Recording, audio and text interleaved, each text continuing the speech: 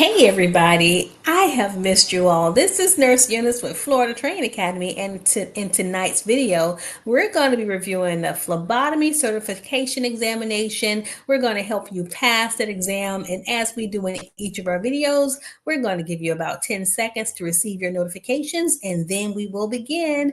And I see a lot of you all in the chats already, so good evening, good morning, and hello, and we'll get started soon.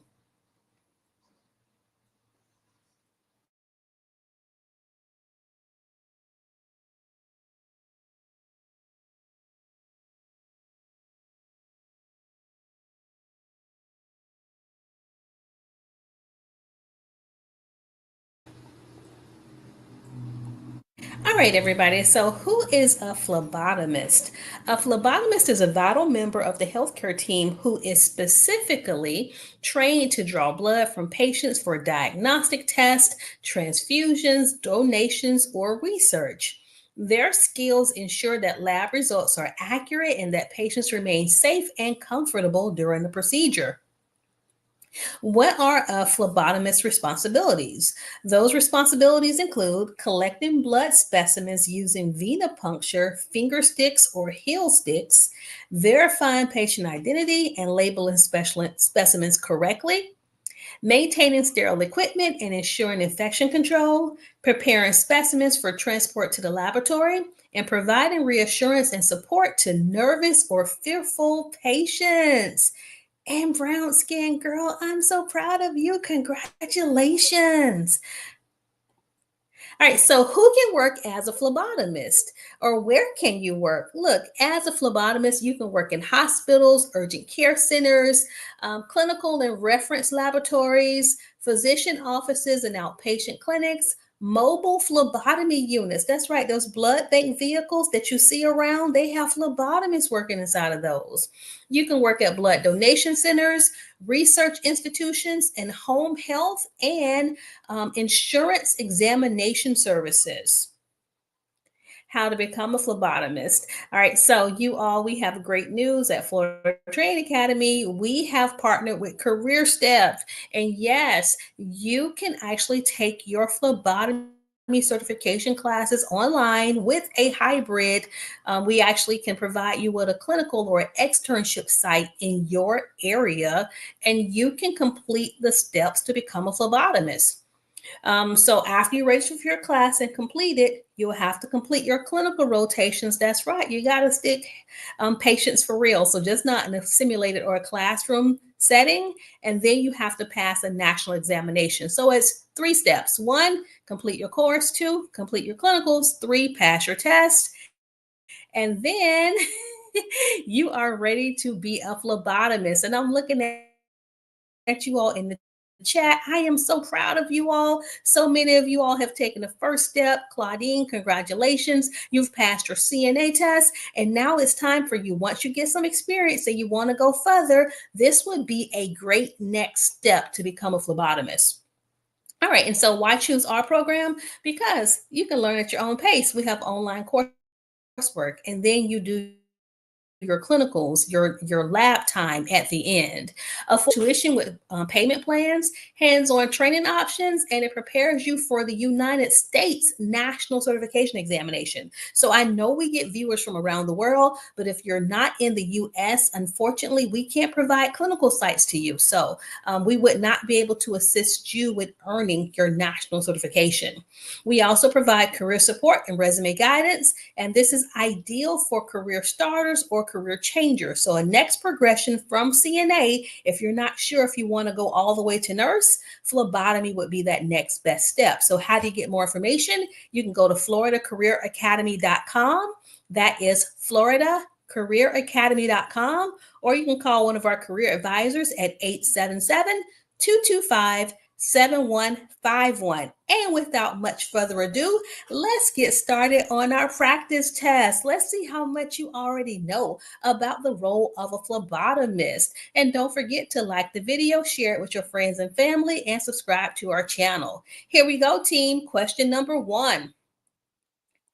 What is the most common site for venipuncture? Is it A, radial artery, B, brachial artery, C, median cubital vein, or D, femoral vein? And we'll reveal the correct responses in about 5 seconds.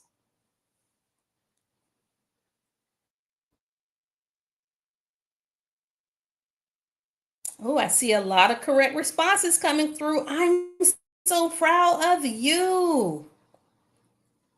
All right, revealing the answer in three, two, and everybody said C, and everybody is correct. Absolutely. The median cubital vein is preferred because it's large, close to the skin surface, and has fewer surrounding nerves. So you all got that one correct. Proud of you.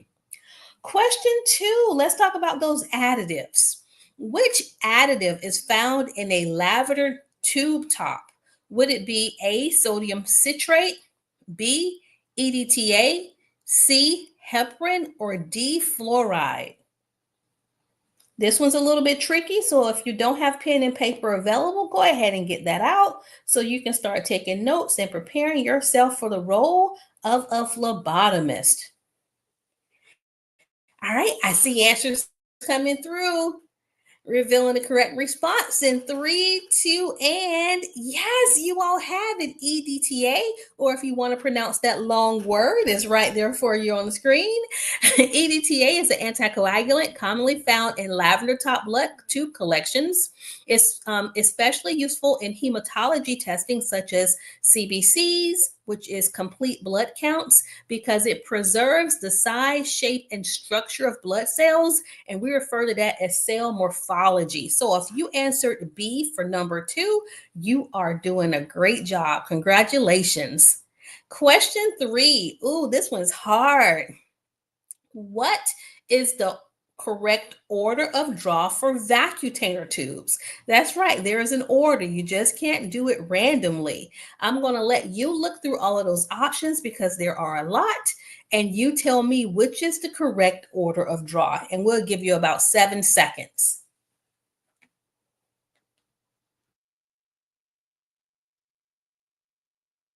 All right, 5, 4, 3, 2, and I see a lot of correct answers, but you all are all over the rainbow on this one. And so, a good hint, a good way for you to remember it is that blood cultures are always first. And that's if you have blood cultures. And then, after blood cultures, will be the light blue tubes. And so, that's my only hint for now. Revealing the answer in three, two, and if you chose B, you got it. Congratulations, Tina and Reg Ed. So the correct order is a light blue after the blood cultures. And then your serum, which would be your red tops. And this one skipped the yellow one, but green or heparin would be the next one. And then your lavender is your EDTA. And then lastly, your gray, which would be for glucose testing and also for lactose testing. And if you don't remember all of this, that is okay, because we keep these color-coded charts on the back of our ID badges. And so sometimes I can't remember everything. And I am a fan of picking up the phone, calling lab. Hey lab, what color tube does this lab go in? So remember, you're just passing the test, but once you get through taking your certification exam, you have a whole department, an entire team who can assist you. All right, let's go to question number 4.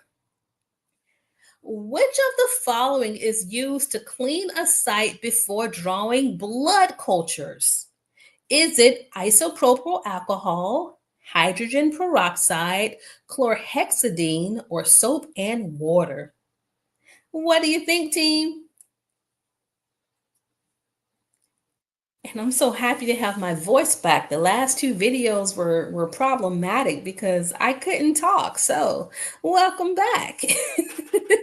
All right, so Augusta says A, Leonie says A, everybody saying A. And this one was tricky because it didn't say clean a site before a regular lab. It said before a blood culture. And so the correct response is going to be C. I see you, Reg Ed. Yes, it is C. So, everybody, for a regular specimen, you can use alcohol. But if your facility has chloroprep or chlorhexidine for a blood culture, that's what you're going to use instead. So, blood cultures require a more effective antiseptic like chlorhexidine to prevent contamination.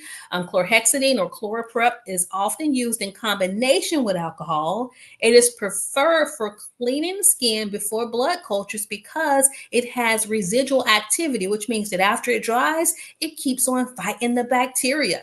So, thus, it reduces the skin bacteria count and has a broader antimicrobial spectrum than alcohol alone. And so, I hope you learned something new about chloroprep, also known as chlorhexidine.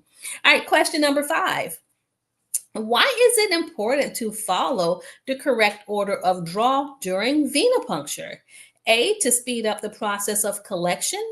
B, to ensure patient comfort. C, to use fewer supplies. Or D, to avoid cross-contamination between different tube additives. Why do you have to care about the order in which you collect the blood? And I know this is going to be an easy one for you all. So I'm revealing that answer in 3, 2, and I knew it was easy. I knew you would get it. Amani, Brittany, Tina, and Leonie. Yes, it is D.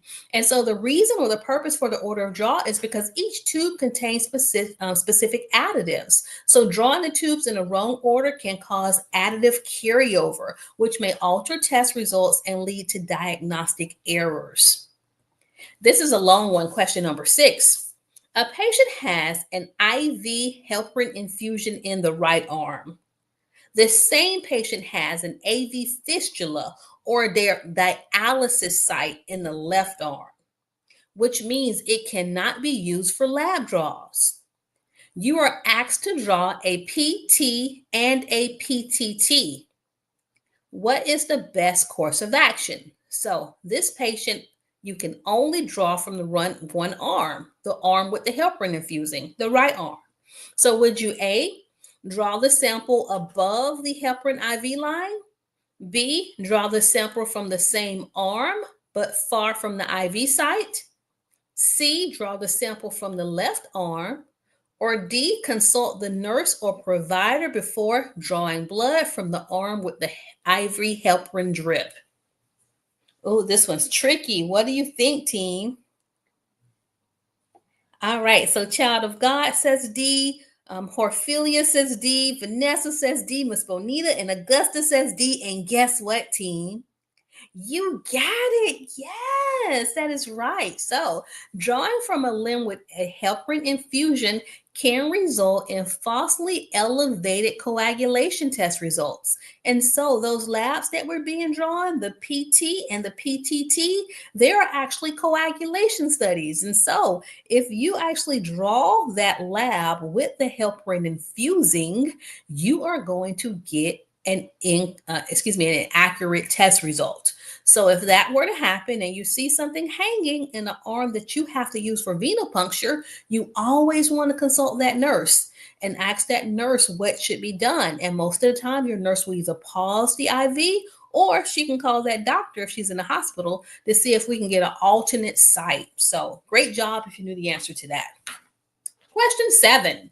A phlebotomist should remove the tourniquet A, immediately after needle insertion, B, as soon as blood flow begins, C, after 2 tubes are filled, or D, after all tubes are collected. All right, and I see some correct responses coming through.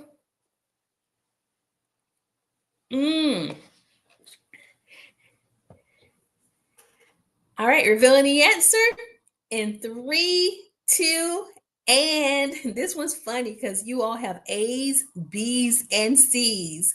There's no consistent response. And yes, here we go, everybody. The correct response is B. So I know what you see in the real world, which is wrong.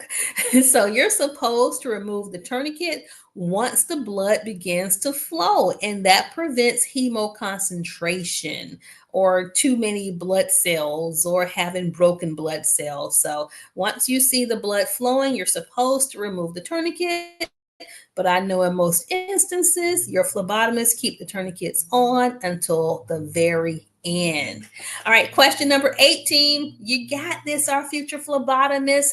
Question 8. What does the term postprandial mean? Is it A, after meals, B, before meals, C, before bedtime, or D, after exercise? And I've been teaching you about those prefixes and suffixes. So we may not know what prandial means, but we should know what post means. All right, so give me the correct response in 5 seconds. Ooh, this one's hard. You all are taking your time with this one. All right, revealing the response in 3, 2, and I see a few correct responses. I'm going to tell you who they are. It looks like it is Awful J, Amani, Emma, I missed one, Elaine, and Marjorie. Yes, it is A. Postprandial refers to the period after eating, often used in glucose testing. And so we know that we check the blood sugars before meals, but for those brittle diabetics, or if we want to see if their sugar spikes really high, we will also ask you to check the blood sugar after meals, a postprandial blood sugar check. And so usually you'll see those sugars if they have uncontrolled diabetes, they'll be really, really high. And that will help the doctor determine how much insulin or how much medications to prescribe to that patient. And so if that was a new term for you, make sure you write it down so you'll know it for your future examinations. Question 9. A new phlebotomist has attempted venipuncture twice on a patient, but was unsuccessful both times. What could she have done differently to improve her chances of a successful draw? A, immediately try a third stick in the same location. B, ask another phlebotomist for assistance or consider alternative sites. C, reapply the tourniquet more tightly to force the vein to rise. Or D, ask the patient to drink water immediately before the attempt. And then, Mila, tonight we have 50 questions.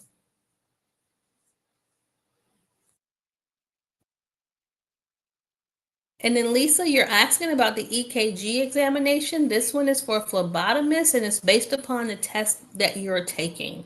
And so not all of them are 100 questions, but whenever you get to that point, usually once you register into a class, they will let you know what national certification exam you're going to be sitting for, and they will let you know the requirements for that specific examination. And because it's so broad, I can't give you a definite answer. All right, everybody, if you chose B, you have it. After 2 unsuccessful attempts, most clinical policies recommend that the phlebotomist seek assistance from another professional to prevent discomfort and avoid complications. Additionally, using techniques such as warming the site or selecting an alternate vein can increase success rates. Persistent unsuccessful attempts without changing technique or asking for help can lead to patient injury or dissatisfaction.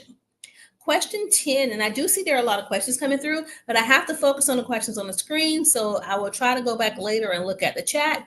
So question 10, which PPE is always required when performing venipuncture on a patient with HIV?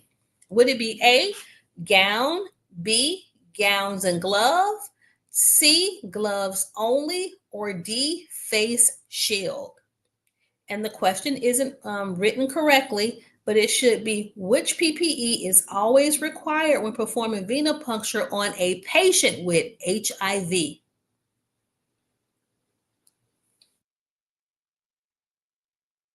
Filling the correct response in 3, 2, and looks like we only had one baby who got the answer right. Doesn't matter if they have HIV.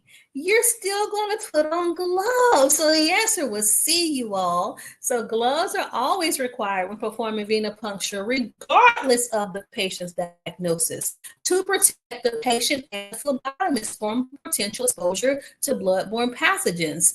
HIV is transmitted through blood, not casual contact or airborne droplets. So PPE like gowns, masks, or face shields are only needed if there is a risk of splashing or if specified in standard precautions. So if a person has HIV or bloodborne pathogens, protection. All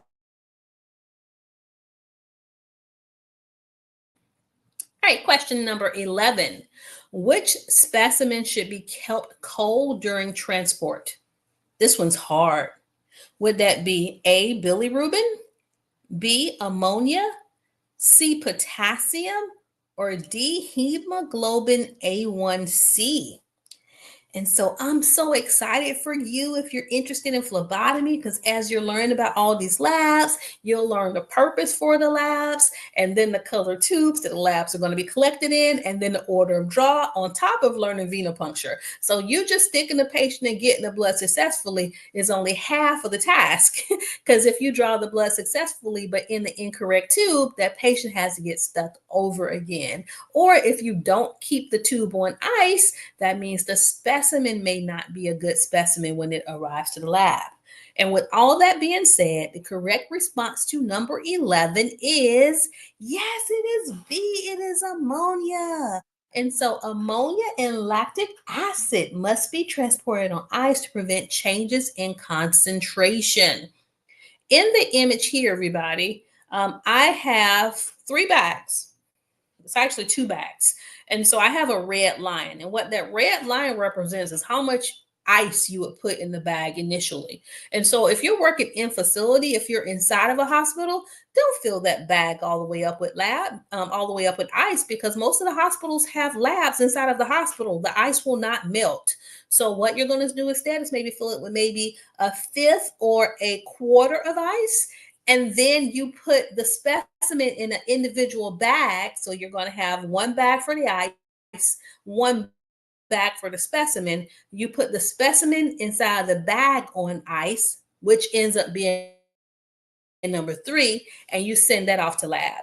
If you are a phlebotomist in home care, that's when you probably need a big bag of ice, or what they'll also allow you to do sometimes is to have a cooler of ice in your vehicle. But that is how you would transport a specimen while it's on ice. Question number 12. Which task requires protection from light? Would it be A, CBC, B, glucose, C, PTINR, or D, bilirubin? Yeah, some specimens are light sensitive. They can be deactivated by light. And I don't know if you all hear those planes overhead, but we're not far from a military installation, and I guess they are practicing tonight because it is pretty loud. So I apologize if you can hear that. All right, question number 12, revealing the correct response in 3, 2, and I'm so proud of you. Yes, it is D. I see you, Shashi. Yes, it is D. So bilirubin breaks down when exposed to light and should be wrapped in foil. And this, again, is what you're going to learn during the phlebotomy course. You're going to learn anatomy and physiology. You're going to learn those hands-on skills. And so this is just an introduction to help you as you prepare for your course. Question 13, team. What is the first thing a phlebotomist should do when approaching a patient? Would it be A, put on gloves, B, wash hands, C, identify the patient, or D, assemble the supplies? What's the first thing that you would do as a phlebotomist if you were coming to draw my blood? I see the correct responses. Yes, team. The first question would be, hello, is your name blah, blah, blah? So yes, you want to identify the patient, because if you don't identify the patient, you're washing your hands and putting on gloves for a reason that it doesn't benefit that specific patient. And so you need to identify the patient first. Make sure that's the patient that you're actually going to be performing venipuncture on, and that is your top priority. Once you have confirmed the patient's identity, that is when you could wash your hands and then don gloves. And don't forget, because you're going to be talking to patients who may not be fully alert. So you never want to say, hey, is your name John Smith? Instead, you're going to introduce yourself and then ask for the patient's name while looking at the lab slip, while also looking at their ID band. So you're comparing the lab slip to their ID band as they are physically saying their name and also their date of birth. Question 14. I know you know this one. What is the best angle for needle insertion during venipuncture? Is it A, 15 to 30 degrees, B, 5 to 10 degrees, C, 45 to 60 degrees, or D, 60 to 90 degrees? And I'm doing my nurse dance. I'm doing my nurse dance because all of you got the answer right. All of you have the answer right. That is right, team. It is A. It is 15 to 30 degrees. That allows proper needle entry into the vein without getting too deep. So the way I like to think of it is I like to think of it as a plane coming in for a landing. So whenever you are, if you start off too high, nope.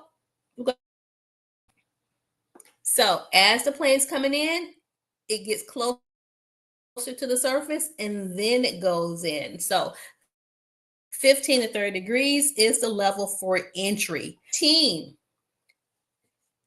why are two sets of blood cultures collected from two different sites?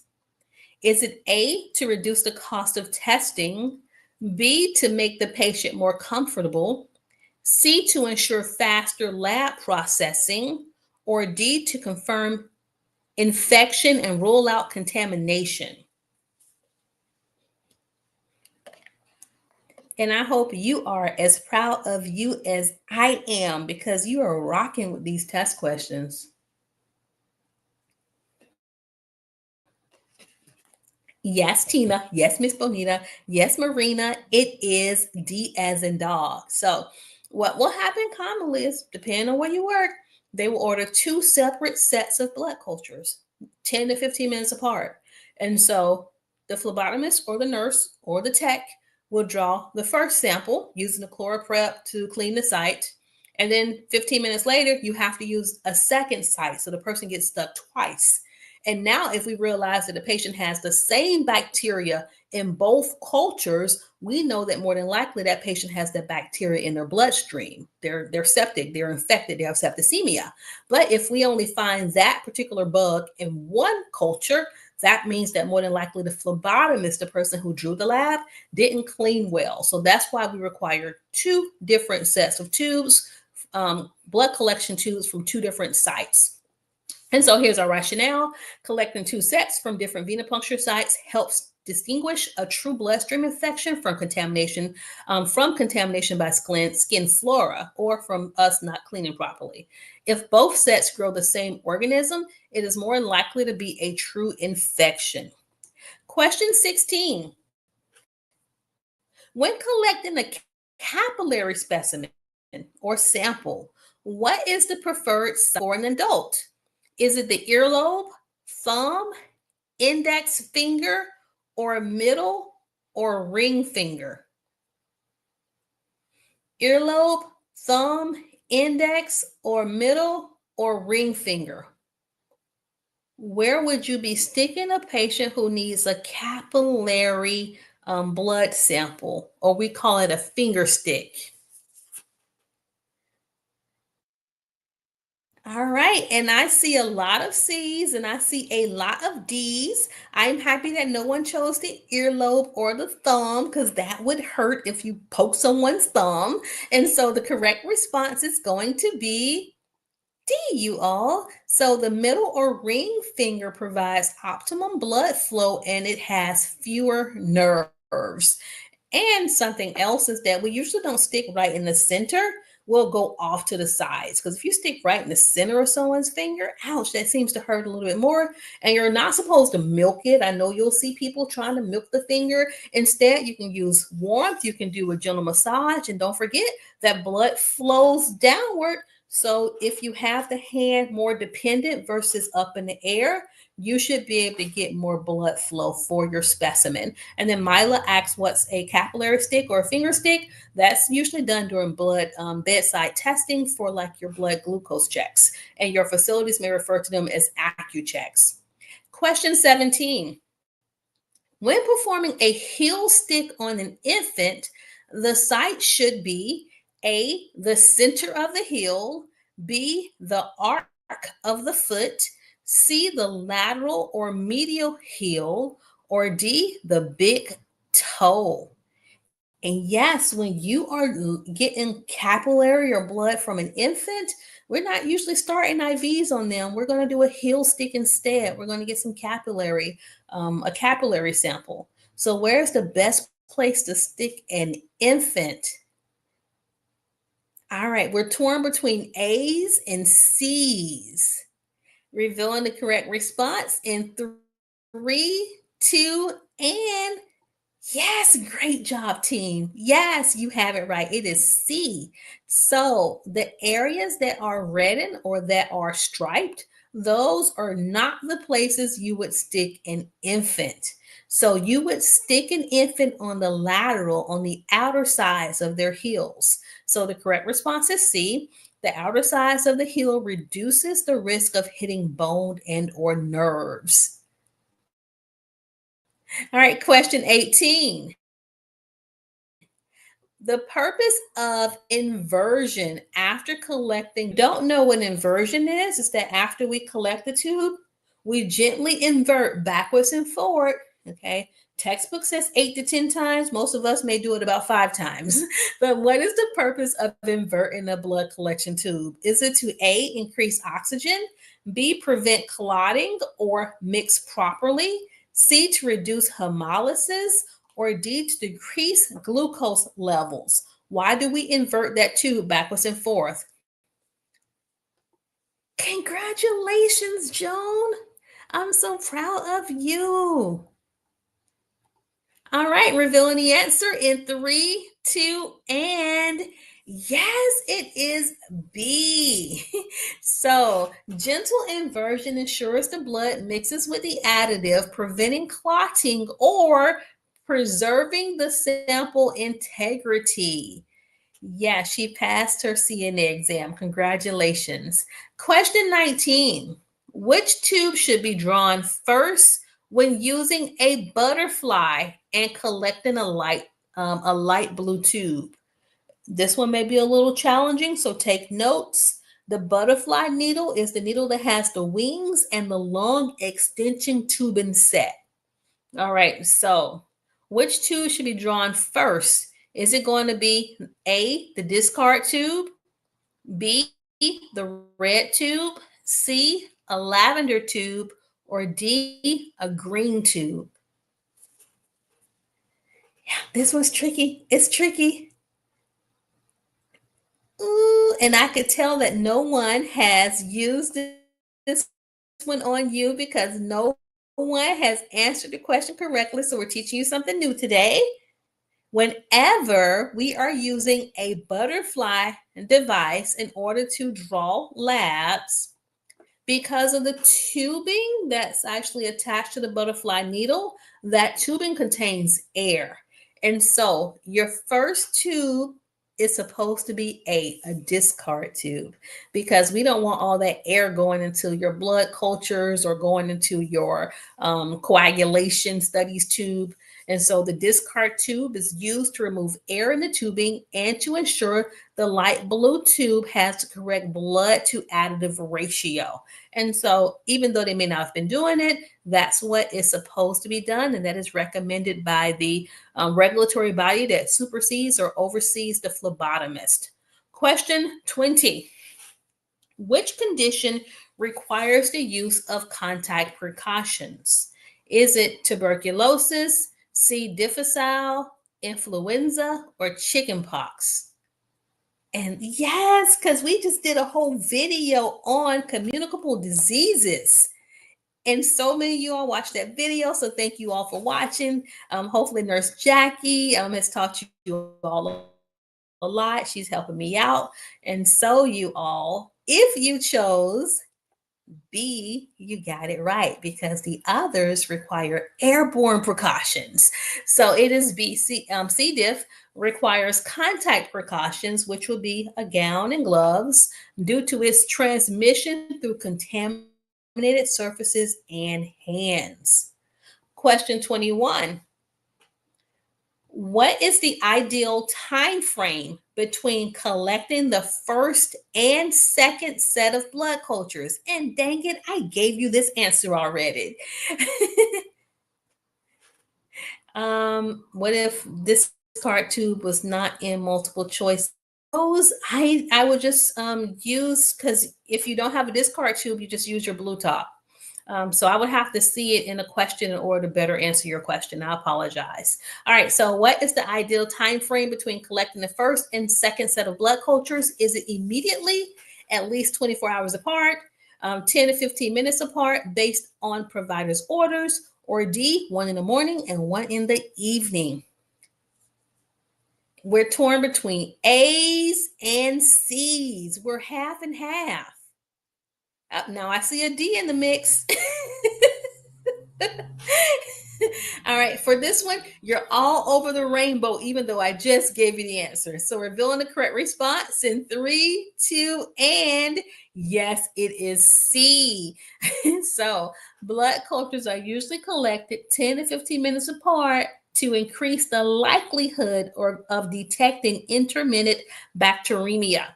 Timing may vary based on patient condition or provider instructions. So, yep, if you're collecting the first set of blood for the blood cultures, you don't want to give that to the next person. So you're doing that a few minutes later. You're coming back, and then you're going to do your second set. So they are 10 to 15 minutes apart. Question 22.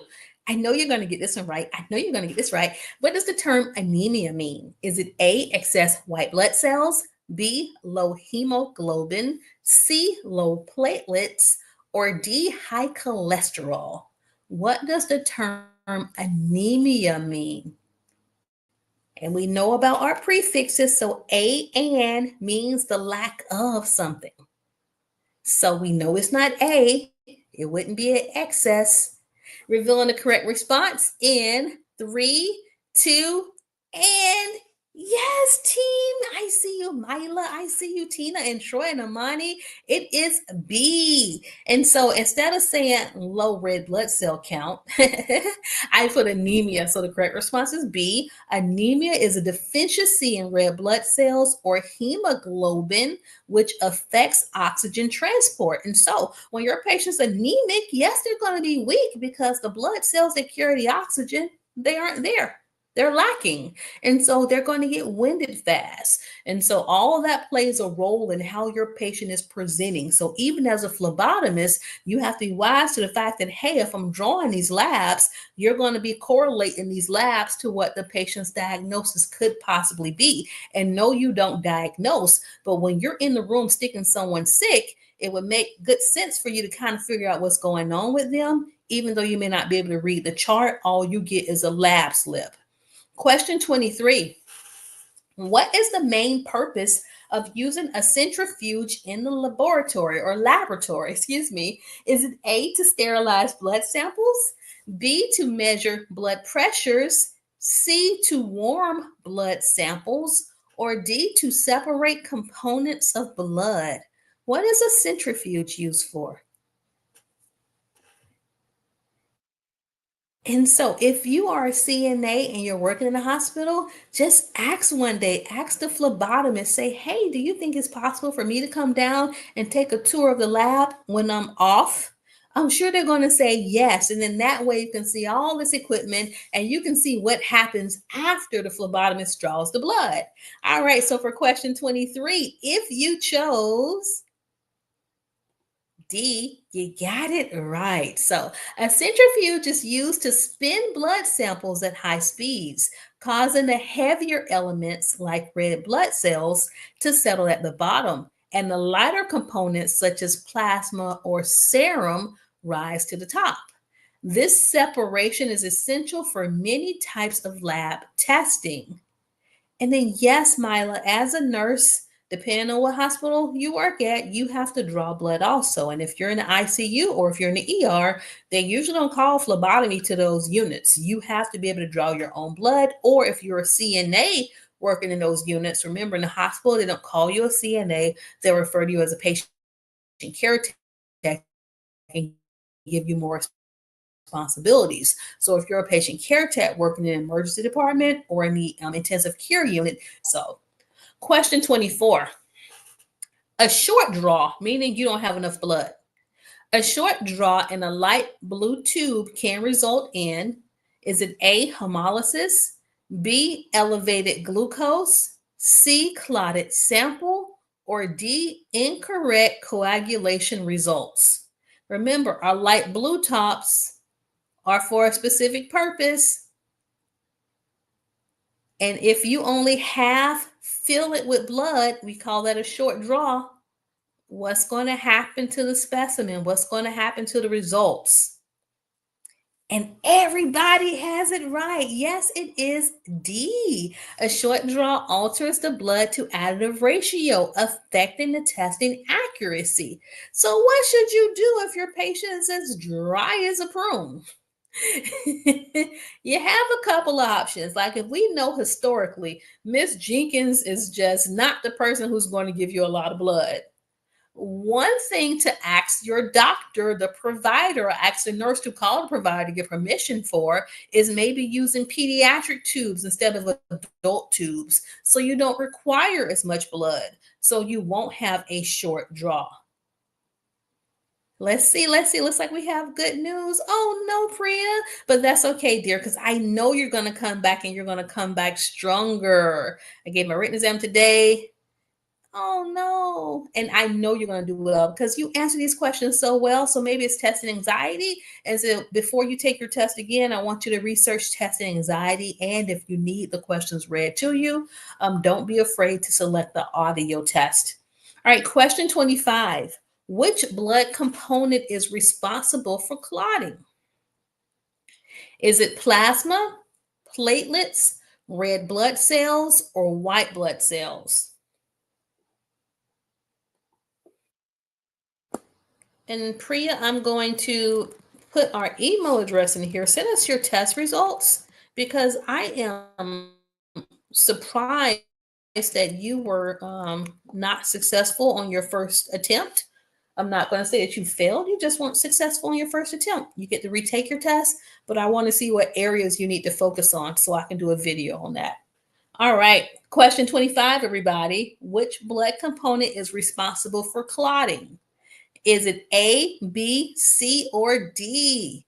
And everybody says B. And guess what? You are right. Yes, the white sticky cells, that's your platelets. So platelets or thrombocytes are essential for clot formation. So if your patient has low platelets, they are at risk of bleeding. All right, and so if you are just tuning in, we have 25 more questions to go, but I want to remind you that we have partnered with Career Step and we offer online phlebotomy courses for those who are in the United States. The coursework is done online, and then our career advisors, they help you find an internship site in your area so that you can complete your hands-on training, which would be part 2. And then part 3, you take your certification examination and you will be licensed for the entire United States. It's a national examination. And so if you're interested, the website is floridacareeracademy.com, and you can reach one of our career advisors by calling 877-225-7151. All right, question 26. After completing a venipuncture, so you finished the blood collection process, what should the phlebotomist do with the used needle? A, recap the needle and place it in a sharps container. B, place the needle directly in a sharps container without recapping. C, leave the needle in the tray for biohazard pickup. Or D, dispose of it in the regular trash if no blood is visible.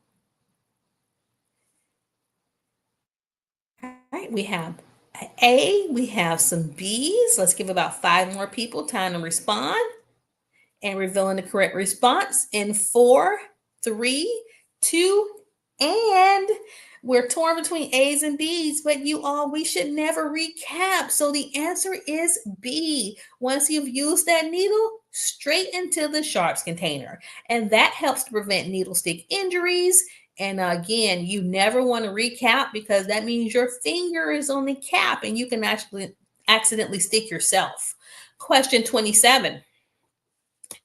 If a hematoma begins to form, you should A, continue drawing your lab, B, apply a band-aid, C, stop the draw and apply pressure, or D, ignore it. And for those of you all who don't understand what a hematoma is, it is a collection of blood beneath the skin.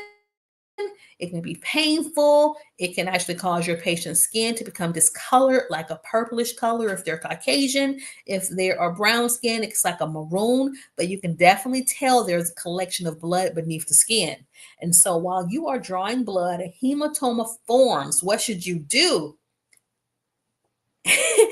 Troy put D. No, Troy, the correct response is going to be C. You're going to remove that needle and apply pressure and then notify the nurse so that we know what happens. And there are just some patients, if they have low platelets and other disorders, which I don't want to mention right now because I'll be giving away future answers, they are going to be at more risk of bleeding or having hematomas. So when you're doing your site selection, you're looking at both of those arms. If you already see a hematoma, that should tell you this person's at risk of hematomas. I need to make sure I have enough gauze and that I am prepared to stay in this room longer and apply pressure. Hey, Qualzam, that is great. You have so many skills. So CNA and phlebotomy tech. All right, question 28. Oh, let's talk about those skills, you all. Look, the robots are taking over. I just hate to say it. So I need for you to do something that the robots can't do. You need to be able to take care of patients right now in whatever role, whatever certification. Because even if the robots can change patients, can draw blood, they're not going to have empathy. They're not going to have the customer service skills. And so that's how you're going to be able to set yourself apart and make sure that you stay marketable in a time where a lot of other industries and employees are losing their jobs to AI. So question 28, which instruction should be given to a patient preparing for a fasting blood glucose test? Is it A, do not eat or drink anything except water for 8 to 12 hours? B, eat normally before the test? C, avoid water and food for 24 hours? Or D, drink orange juice an hour before the test?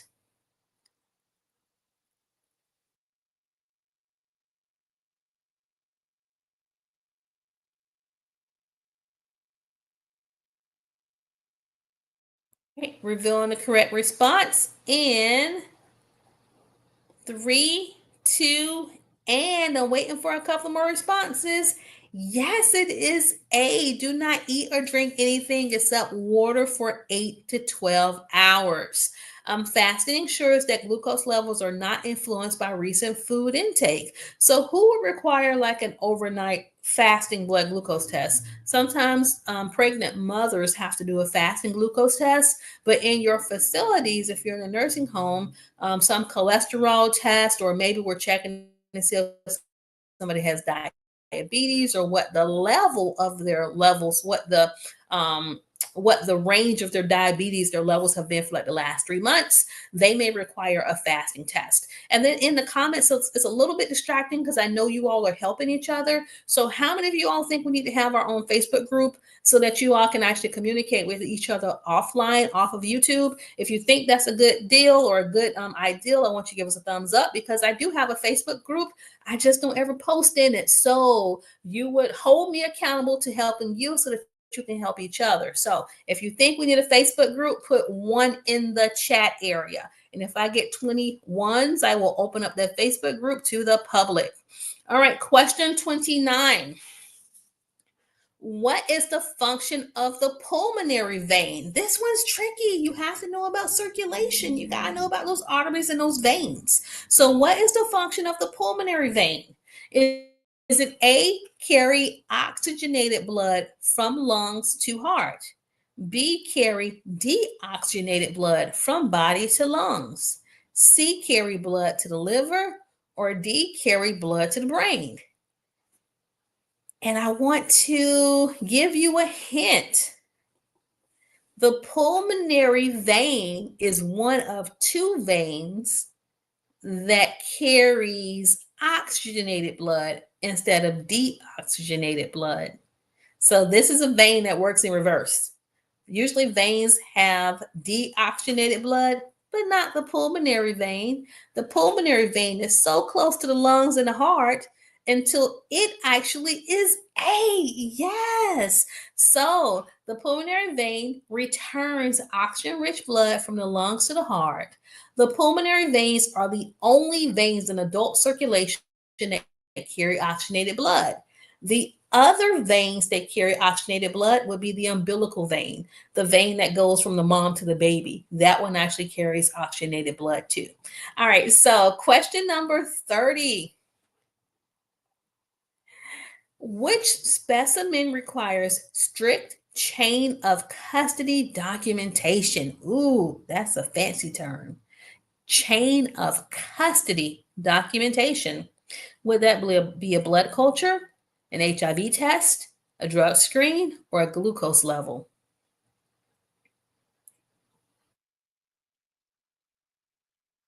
We have C's and we have B's, and you all were slow to respond, so I know this is a new term for you. Chain of custody documentation. I'll give you about 8 seconds on this one. 7, 6, 5, 4, 3, 2, and yes, Qualzam. Yes, Akula and Kay, Miss Bonita and Marjorie. It is C. So we don't need chain of custody for HIV tests. We need those for drug screens. Imagine someone who was just in a motor vehicle accident that possibly caused injury or death. And now we have you in the lab drawing the lab results, the toxicology exam. So drug screens must be tracked precisely to ensure results are valid and legal. Chain of custody refers to the documented and unbroken process of handling, collecting, transferring, storing, and testing a specimen from the moment it is collected until the final result is reported. This protocol ensures that the integrity and identity of the sample are maintained at every stage. All right, we're going to question number 50. We're almost there. Question 31, team. On the thumb side, B, near the center of the arm, C, in the wrist, or D, on the pinky side. And we did not get a lot of responses about the Facebook group. I only saw one thumbs up. And so I will not give myself additional work by having a Facebook group. So if at a later time you think it's a good idea, you all can just email us at admin@fltraining.com, say Facebook group, and I will send you the link. And those first people can help be the moderators. All right, revealing the correct response in 3, 2, and 1. I know this one's tricky, but in order for you to be a phlebotomist, you have to know the location of your veins. You have to know anatomy and physiology. And so the basilic veins run along the medial or pinky side of the body and lies near its arteries and nerves. So it is D. And so the basilic vein is on the inner aspect of the arm. If you can't remember that, just sit with your palm up, and with your palm up, trace your pinky up, and that is where the basilic vein runs, from your pinky all the way up your arm. That would be the basilic. Question 31. The maximum time a tourniquet should remain on, is it A, 30 seconds, B, 60 seconds, C, 2 minutes, or D, 5 minutes? You all if you do D, that patient for real. Our tourniquet is a temporary tourniquet. We're not trying to decrease circulation long term. So, of course, it's not D. So, is it A, B, or C?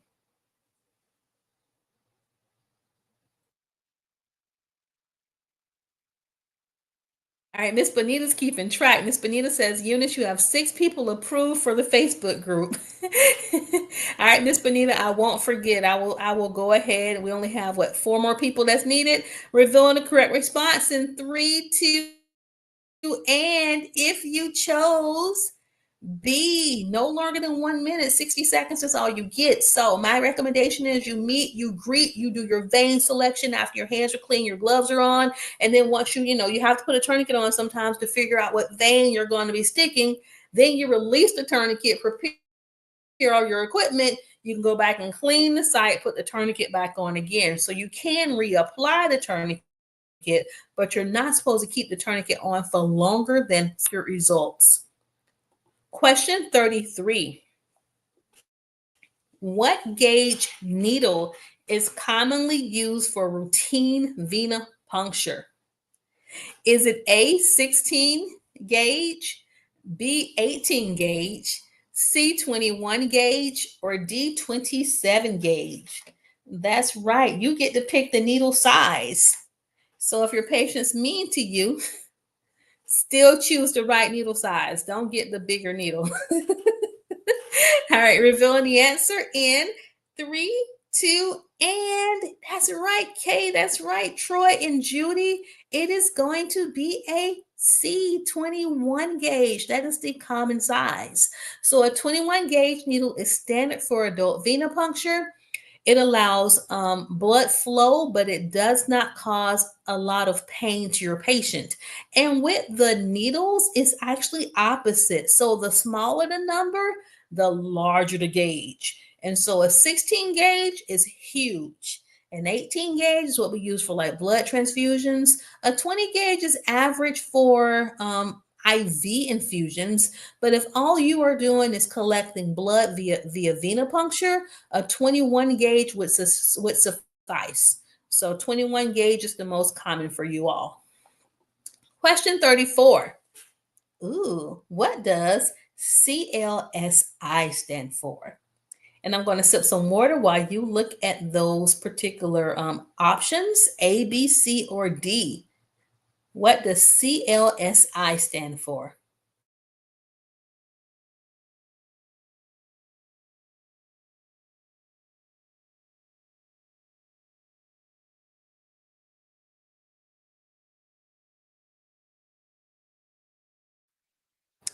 And ZA says every facility uses a different type because most veins roll. And yes, every facility may have a different type, which is a very good point, which is why if you're going to be traveling around, you have to learn the equipment and the supplies at that facility because facility A may not have the same types of needles as facility B. And all your patients are going to say they're a hard stick, which some may be. And no, not all patients' veins roll because I've been a nurse now for a couple of decades, and not every patient's vein rolls. You have to know how to anchor the vein. And if you can anchor and stabilize the vein, that's going to prevent it from moving on you. So, question 34, the correct answer is A. Yeah, so CLSI is let me go back one slide, the Clinical Laboratory Standards Institute. And that is the organization that provides the guidelines for lab and phlebotomy practices. Question 35. A phlebotomist needs to draw blood from a patient who has an IV in the left arm. What should a phlebotomist do? It didn't say anything about the right arm, okay? So what should you do? A, draw blood from above the IV site. B, use the same arm below the IV site without notifying the nurse. C, ask the nurse to turn off the IV and draw blood above the site. Or D, use the right arm or another site if available. And so if you were here from the beginning, you remember The other question said the person had an AV fistula, a dialysis shunt in their other arm, so you couldn't use it. And so with this patient who just simply has an IV infusing in the left arm, what is the best response? And if you chose D, like Merlano did, you are right. Y'all use the other arm. So sometimes in your facilities, there will be signs overhead saying, hey, you can't use the left arm, you can't use the right arm. If someone's had a mastectomy or breast removal, sometimes they take the lymph nodes from the arm. And if they take the lymph nodes, well, that affects the circulation of the fluid. And so if they took the lymph nodes from the right arm, well, then you can't use the right arm. If they have burns or scar tissues or AV fistula, you can't use that affected extremity. But in this particular question, it didn't say any of that. It just said they had an IV in one arm. Well, you go look at the other arm and say, hey, Miss Nancy, I'm blah, blah, blah. I'm from phlebotomy. I'm here to verify your name and that you have this test. Is it okay if I use your left arm or the opposite extremity? And if that patient doesn't say otherwise, and or if that nurse doesn't have a sign over the bed saying you can't use it, go ahead and use it. But when in doubt, ask your nurse.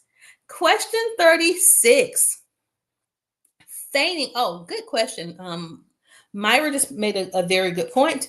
Whenever someone has fluids infusing, you never want to go above the IV site. So even if the nurse paused it, you would still have to go below the IV site. And if that's not possible, that nurses make a phone call to let that doctor know what's going on, because sometimes we can put specialized lines in the patient, and we can use that PICC line to draw blood, and that makes it easier on you because you don't draw blood from the PICC line, your nurse would. All right, question number 36. Fainting during a blood draw is called A, hemolysis, B, syncope, C, petechiae, or D, cyanosis. Yeah, what is the medical term for fainting?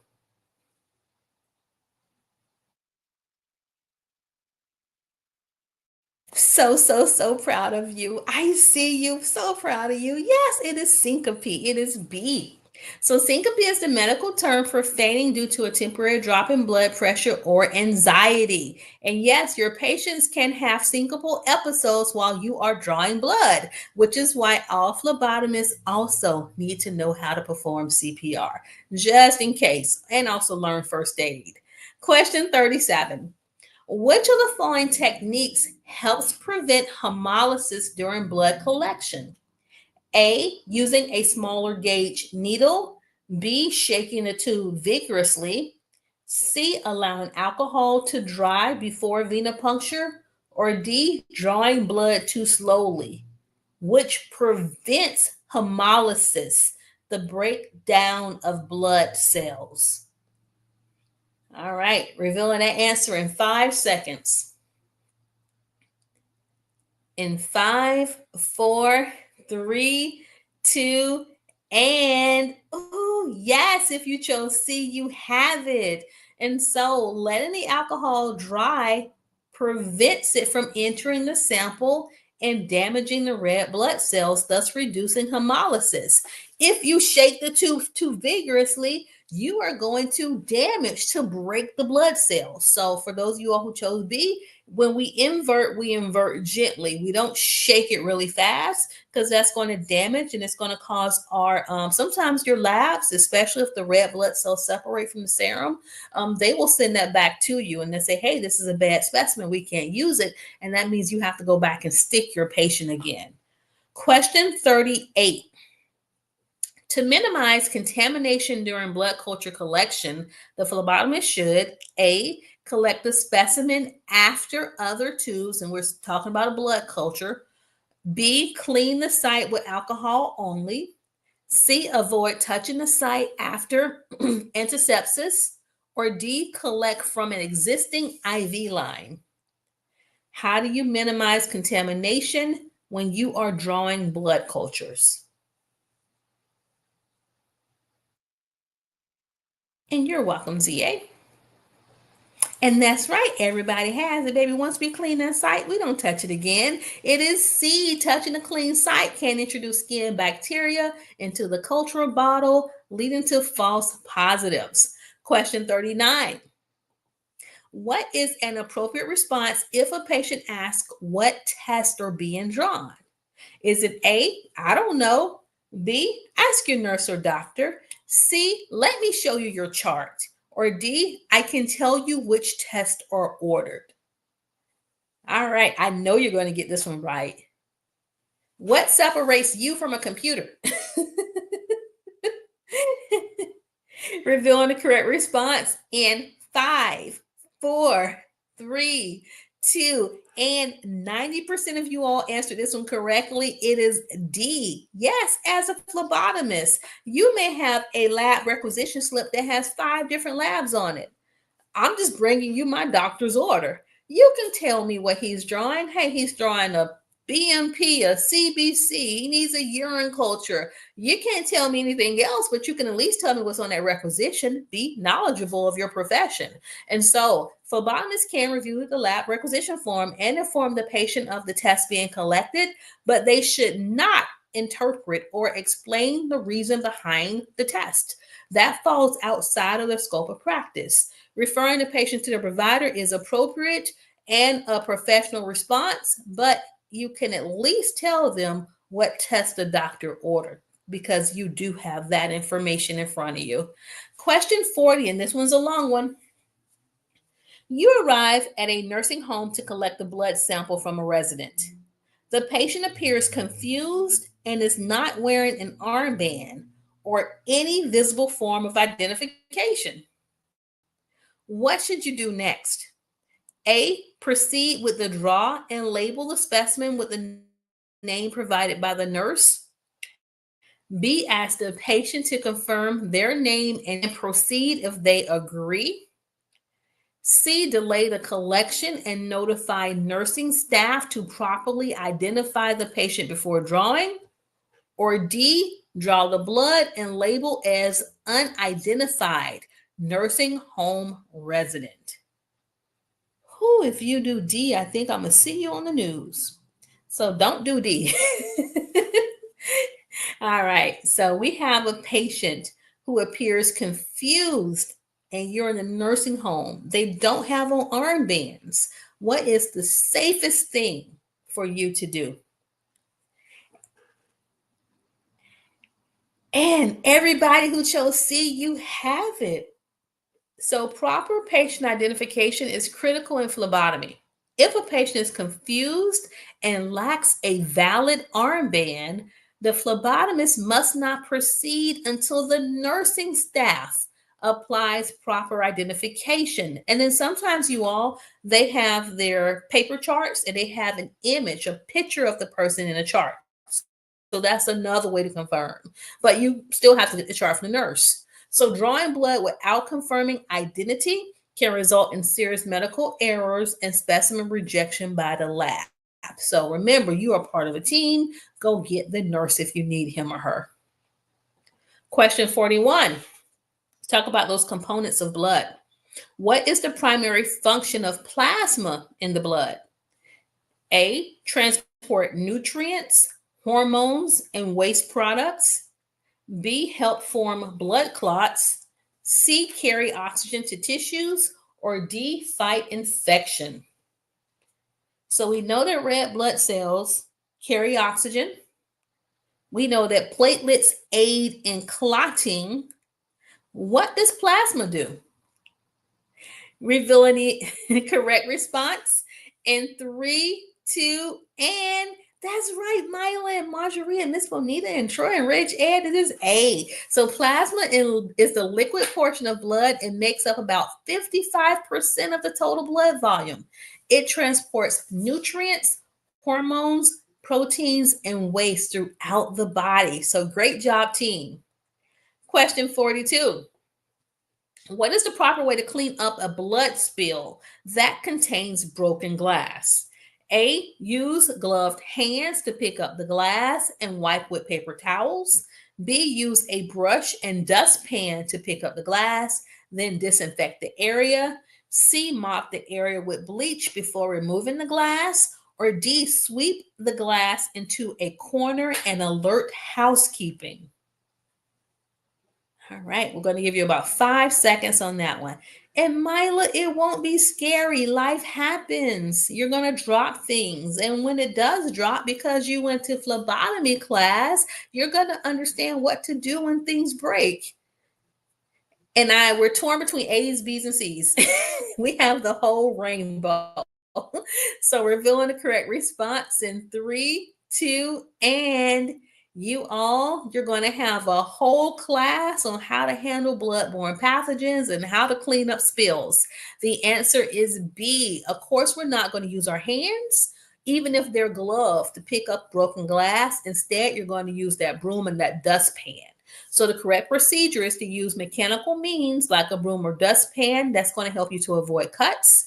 And then after removal, you can disinfect the area with a 1 to 10% bleach solution, or that you're going to use 10% bleach, and then the rest is going to be water. Usually in your facilities, you won't smell like this bleach smell because they have different types of cleaning agents that even though they contain bleach, it doesn't smell like bleach. So that's why your hospitals, don't smell like bleach. However, they're still clean. If you don't have that solution, you clean up the broken glass, you clean up what you can on that floor, and then you call housekeeping to come and clean up or sanitize the blood smear that remains. Question 43. Why should you avoid drawing from the same arm that has an IV? And we're talking about IV fluids that are infusing. Is it A, risk of sample dilution? B, there's no blood there? C, it hurts more? Or D, the vein is collapsed?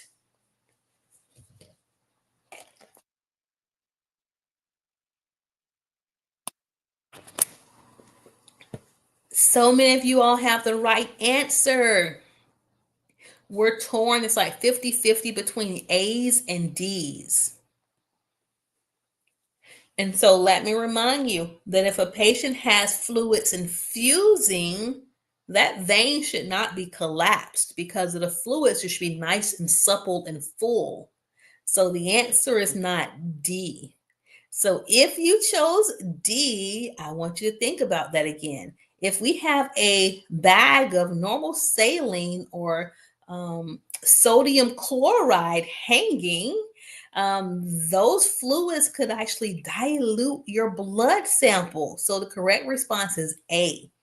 IV fluids can contaminate and dilute blood samples, causing inaccurate results. But also with the sodium chloride or normal saline, because we have sodium infusing in that line and in that arm, if you collect a specimen, your nurse should be aware that when she gets those lab results, that if the sodium is high, it's because the phlebotomist probably did something wrong. Or they have to know that, hey, the phlebotomist drew blood in the arm that had saline with sodium infusing.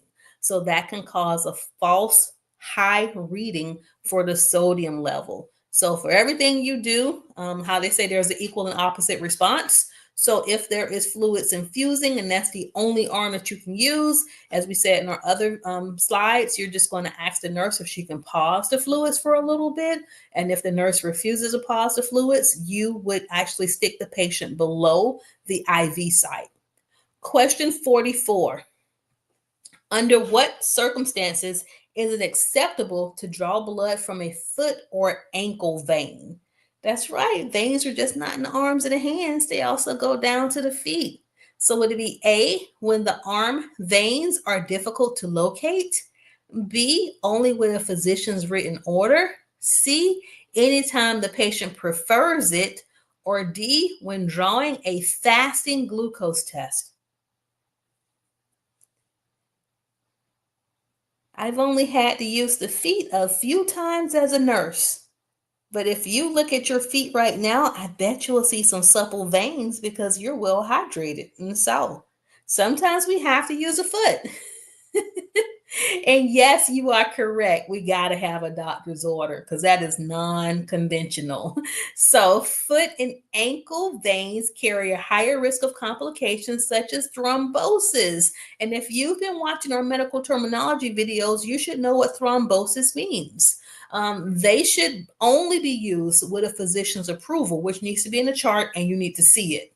especially in patients with diabetes or circulatory issues.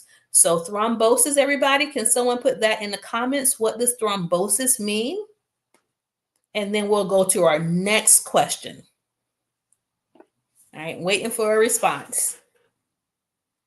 I know, pull it forth, pull it forth. It's okay, Tina.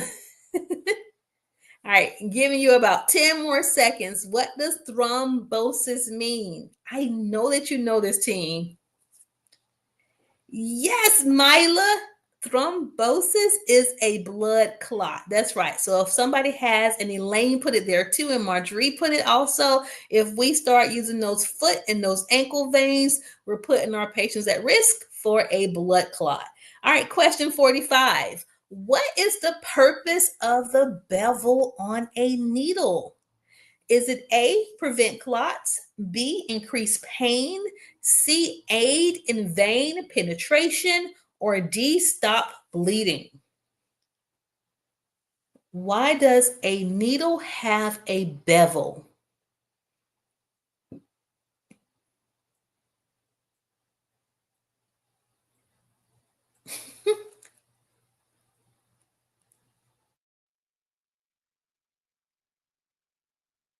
No, Marina, they will only help with exam and internship if you complete their program.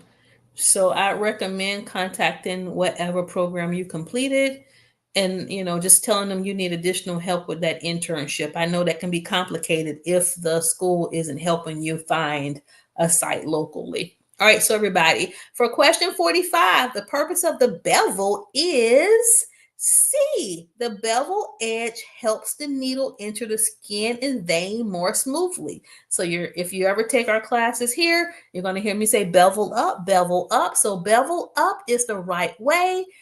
So it's going to be the opening of the needle should be facing up towards you. And that sharp part of the needle should be the closest part to the skin. So that's what we mean by bevel up. Question 46. Why should patients be instructed not to hold their breath during a blood draw? And Black, good luck on your test on Monday. All right, so why should patients be instructed not to hold their breath during a blood draw? Is it A, it increases oxygen in the blood? B, it causes dizziness, fainting, or syncope? C, it makes the blood flow more quickly? Or D, it helps locate the vein better? All right. And so whenever someone's about to experience pain, we like to tell them, hey, hold your breath. No, don't tell them to hold their breath while you're about to draw their blood. Tell them to take some deep breaths in and out. All right, Miss Nancy, let's take a deep breath in and out. Breathe with me, because B, you all have it right, like 100% of you. You have it right, because holding one's breath, oh, that's loud. Holding one's breath during venipuncture can lead to vasovagal reactions, which means their heart rate can drop. When the heart rate drops, that means the cardiac output and the blood pressure drops. So vasovagal reactions such as dizziness or fainting due to reduced oxygen flow and changes in blood pressure. Patients should be encouraged to breathe normally and stay calm, or tell them to look away. All right, question 47. Oh, all right. So we talked about platelets. We talked about red blood cells. We talked about something else too, plasma. So what is serum? This is another component of the blood. Is it A, the liquid portion of the blood that contains the clotting factors? B, the portion of the blood that includes red and white blood cells? C, the part of the blood that forms the buffy coat? Or D, the fluid remaining after blood has clotted and been centrifuged? You remember what the centrifuge does? It spins it, spins it, spins it, and separates. That's your hint. All right, revealing the correct response, because this one's hard. I don't see any correct answers yet. In 5, 4, 3, 2. I see 2 correct answers, Elaine and Tori. Oh, Miss Benita and Amani. Yes, it is D. Serum is the clear fluid that remains after blood has clotted and the clot has been removed by centrifugation. It does not contain clotting factors, unlike plasma. All right, question 48. We're almost done with our 50 questions. I am so proud of you. And if you have not liked, shared, or subscribed, go ahead and do so. We're so close to 1 million subscribers. And we have another nurse on the team, Nurse Jackie. So Nurse Jackie comes on every Monday and she does the CNA exam prep at 7:30 p.m. Eastern Standard Time. But she's actually in Chicago. And then on this Saturday, Saskia will be here translating our videos from English to Haitian Creole. And someone asked, well, Eunice, why don't you do the videos in Spanish? It's not because I haven't been trying to, it's because I don't have a Spanish translator yet. So if you think you know of somebody who understands basic medical terminology, who would be a great addition to our team, tell them to send us a resume to admin@fltraining.com. And for question 48, how long should pressure be applied to the venipuncture site after drawing blood? Is that going to be 5 seconds, 30 seconds, 50 seconds, or until the bleeding has been controlled? Think about these different patients and all of their conditions. How long do you apply pressure for? That is right, Marjorie and Lois. As long as it takes. The answer is D. Look, there's no specified time. That patient could have been on an anticoagulant. That patient could have some other medical conditions. And so you're not going to say 10 seconds, 15 seconds, or 30 seconds. I'm going to keep holding pressure until it's not bleeding. So pressure should be applied into the site until the bleeding has completely stopped, which is generally 1 to 3 minutes. Failing to do so increases the risk of hematoma, bruising, or continued bleeding, especially in patients on blood thinners. And thank you, Amani, for sharing the videos. Question 49, team. Which of the following conditions can increase a patient's risk of prolonged bleeding after venipuncture? That's right, you got to know some anatomy and physiology. So is it going to be liver disease and a low platelet count? Hypertension, asthma, and diabetes, arthritis, anemia, and high blood pressure, or obesity, dehydration, and anemia? Which conditions increase the risk of bleeding?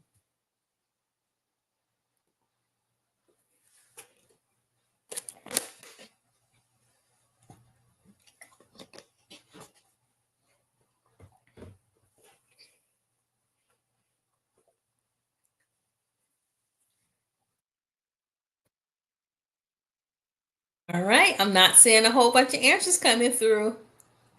Revealing the correct response in 3, 2, and Mila, Awful J, Black, Thick and Sexy, Ridge, Ed. Okay, it's a lot of you all now. Miss Bonita, Jeanette, and Lois. Yes, you all have it right. It is A. Liver disease, y'all, when the liver messes up, they can start bleeding. So liver disease affects the production of clotting factors and low platelet counts also impairs the body's ability to clot. Both conditions significantly increase the risk of prolonged bleeding after venipuncture. So remember, you walk in the patient's room, petechiae would be like little red blotches, hematomas, thin skin. You see any of that? Be prepared to apply pressure for a longer period of time because more than likely your patient has an illness that you're not aware of, not something that's contagious, but something that's just going to make them bleed longer. And you want to be prepared for that in case it happens. Question 50. What is the first action a phlebotomist should take immediately after experiencing a needle stick injury? I hope it never happens, but it's a possibility that it will. And when it does, should you A, finish the blood draw before reporting the incident, B, wash the area with soap and water, then report it to a supervisor, C, apply a bandage and continue working, or D, ignore it if there is no visible blood? And in each of my videos, I hope I hone in on the fact that you got to take care of yourselves, that you matter too. And so if you get stuck by a needle, what should you do? That's right, Sashi. That is correct, Marjorie. Look, you got to stop. I'm sorry, Miss Miller, I have to leave your room. I'm going to wash my hands. I want to get your nurse in here. You know, you make sure they're not bleeding. You take care of them, bandage them up. But then after you get them settled, I need you to take care of yourself, because the proper first response to a needle stick injury is to wash your hands thoroughly with soap and water, That's going to help to reduce the risk of infection. And then you must immediately notify your supervisor, and they will usually send you to employee health if they need blood drawn to make sure that you didn't have anything, to make sure the patient didn't have anything. All of those chains of action we put in place. And then let's say the patient had something that was possibly communicable, like HIV or AIDS, they can put you on a prophylactic medication. And of course, you're going to need more monitoring, but prevention is the first step. So don't be drawing blood when you're distracted. And don't recap needles. Use those safety devices that are on your needles, and that will help to prevent needle stick injuries. And so Miss Benita said I answered twice. And so you all, we're almost at the end of our video. I'm going to stay around. And if you haven't been here, yes, we have partnered with Career Step to offer phlebotomy training programs. And so many of you all, you've taken our PCT courses, our medical assistant courses in partnership with Career Step. And one of the wonderful things that I love about Career Step is that they help you with your externship. So it's just not like, oh, you're taking a class online, because after you get taking your classes online, you need that hands-on experience. And so if you want to speak to one of our career advisors, the number is 877-225-7151. You can go to floridacareeracademy.com, scroll down. You're going to see about 12 different nationwide options that you can take, because remember, we have to be better than these computers. I want to make sure that my students are AI resistant. And so if you have a hands-on skill, if you have a trade, that's going to help you be more marketable and competitive in a downward market. And everybody, great job. I'm giving you applause. Great job, team. I appreciate you all so much. And Miss Benita says, good night, you all. Mila, you did so well, Mila. I cannot wait for you to take your CNA examination. It's coming. Amani, you're welcome. And if anyone has any questions, don't forget, Priya, I need to see your test results, because I can't believe you did not pass that exam on your first attempt, but we're going to make sure you pass it on your second attempt. And you all, my interns, will be available this weekend. So if you have any video suggestions, something you want to see that I haven't recently done, go ahead and put it in the chat. If you want to see the list of videos we have done recently, go to our playlist that's on YouTube. You'll see a playlist for CNA practice questions and also a playlist for our clinical skills videos. And Judith says, shalom, everybody. Black, we know you're going to do well on your test. Jeanette, you be blessed also. And I'm going to stick around. I'll end the video, but I'll be in the chats for about 2 more minutes, everybody. Good night. I'll see you all next Wednesday.